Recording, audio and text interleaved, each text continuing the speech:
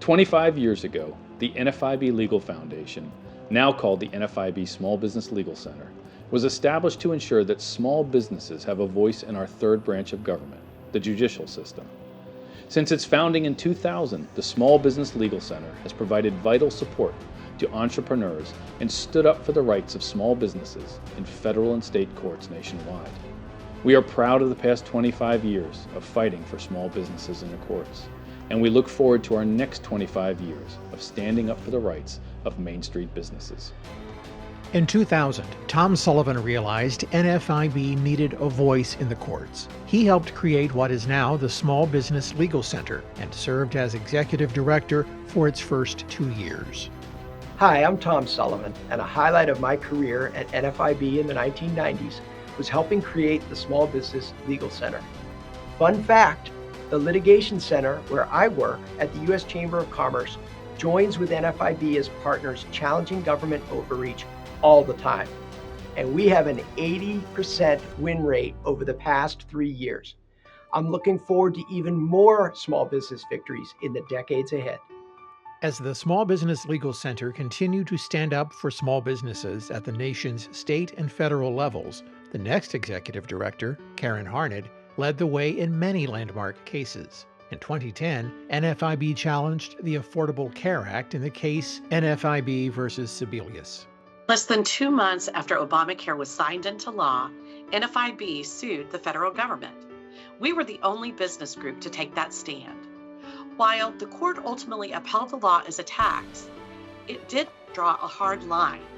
Congress can regulate economic activity, but it cannot force Americans to participate in it.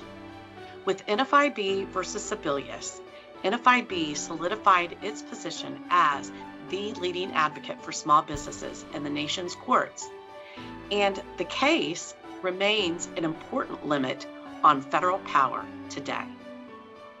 The current vice president and executive director of the Legal Center, Elizabeth Melito, has been with NFIB for 21 years and continues the mission while learning from the success in the past. After NFIB versus Sebelius, the Legal Center's caseload continued to expand. 15 years after its founding, we were averaging 50 amicus briefs per year and typically handling 2 to 3 lawsuits with NFIB as a plaintiff, challenging federal or state overreach. Our work in state courts increased tenfold during this period. Additionally, we strengthened our direct member support by launching a monthly webinar series. And out of COVID, we added a dedicated support line for small businesses, which now responds to over 1,000 individual inquiries each year. In the fall of 2021, NFIB made the bold decision to challenge President Biden's COVID vaccination or test mandate for all private companies with 100 or more employees. The case was fast-tracked to the U.S. Supreme Court, which in January 2022, in a 6-3 decision, struck down the mandate, ruling it exceeded the authority given to the Occupational Safety and Health Administration by Congress.